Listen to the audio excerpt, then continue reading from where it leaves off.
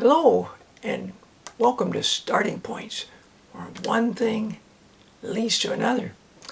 Well, I've been talking about farms, and anybody who runs a farm often has more work than one person can handle on their own, and that often leads to hiring a hired man to help with certain aspects of it, either on a full-time daily basis, maybe even with a house as part of the transaction, the deal. So I've got a couple of stories that I'd like to share. This is a sense of humus, and it's by Bertha Damon, and Miss Damon has bought a homestead in New Hampshire, and she's walking the land a bit with a hired man called Samuel, who knows the area, knows the history of the area and all. Samuel, I say, as we tramp with him through our woods, spotting the trees to be cut into cordwood for winter use. Samuel, these old apple trees all mixed in with birches here, they're just wild, aren't they? Well, Samuel explains to her that, no, Miss Damon, he says, they tain't. Them apple trees are part of a big orchard planted by Amos Place, 'twas. And then he talks and gives her some more of the details. Amos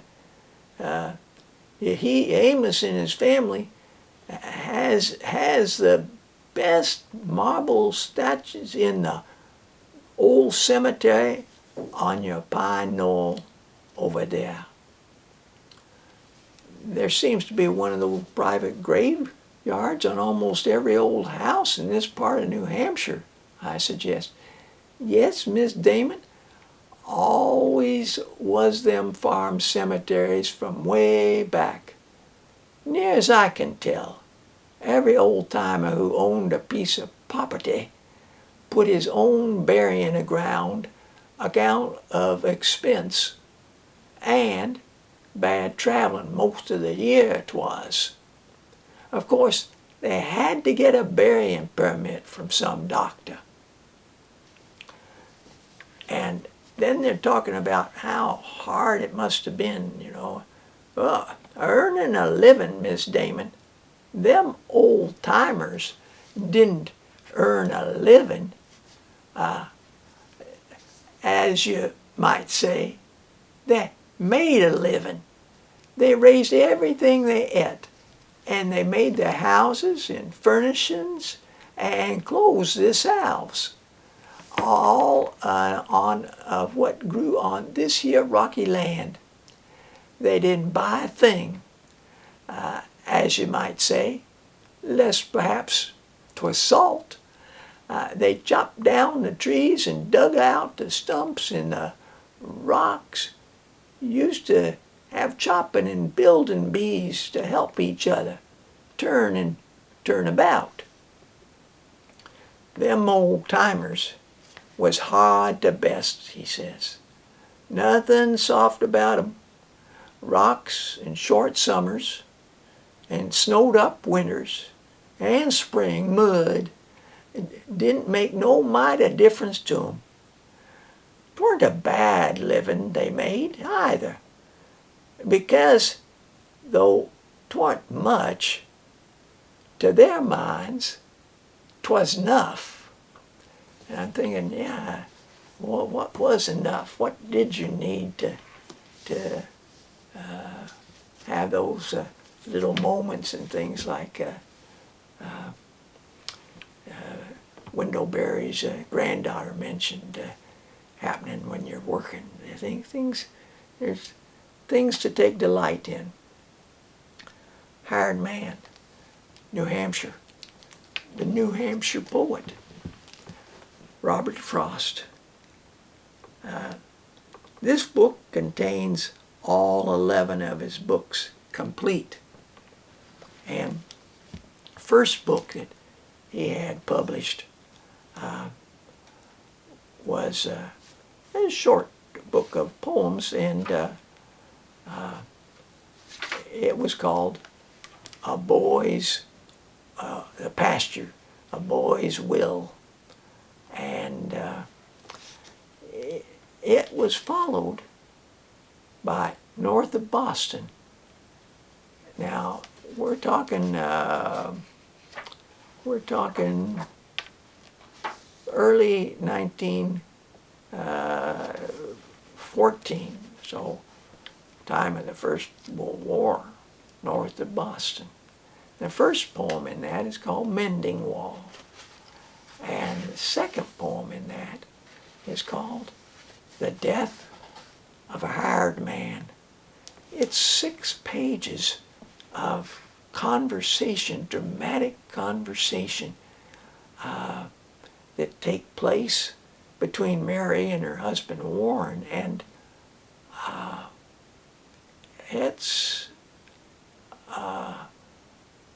well, one could, as I say, it could be a drama. And Robert Frost had a way of doing that in his poems that was a unique voice. Now, that got me thinking about other hired men. And then I thought, Lurvy, in Charlotte's Web, her dad has a hired man to help. Lurvy. And there's certain work where you need 2 people. And to do the job, and there's other times when one person's working on that and you're working on this. But that's a great, great book. And then recently I showed you this book. It's by Pamela Porter and won all kinds of awards, called The Crazy Man. And you didn't address him as the crazy man. It takes a little while before you find out he has a name and what it is, and he's the one who tells the young girl what his name is and I won't give it to mention it. But so that's another story about a hired man. And then I thought, wasn't always hired men that were needed. In some cases, it was a woman to help.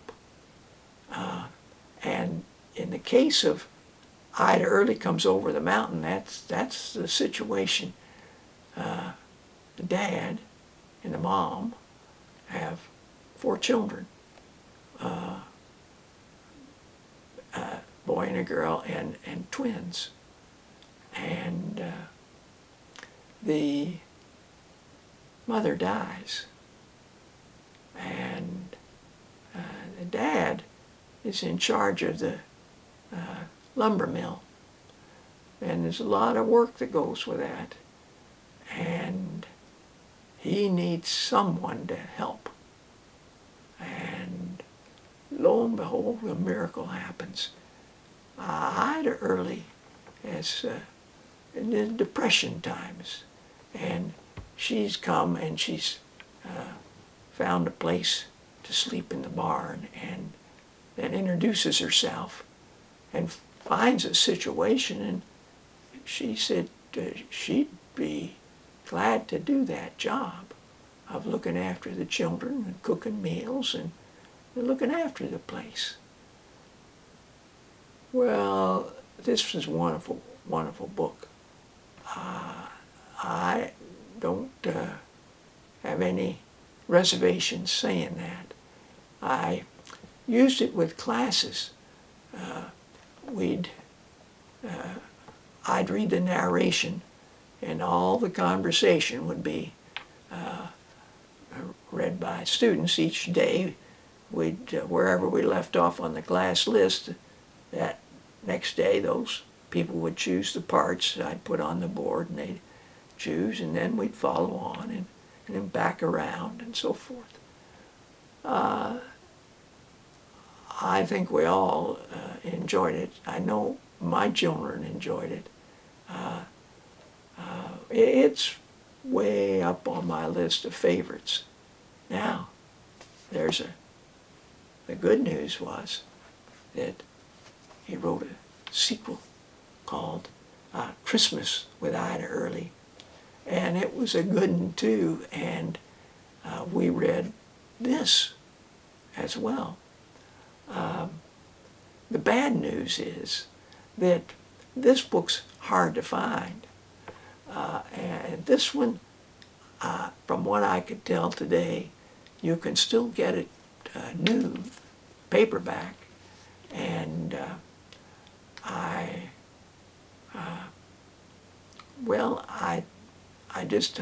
give it 5 stars or whatever. I highly recommend it. Well, thanks for listening. Until next time, bye for now.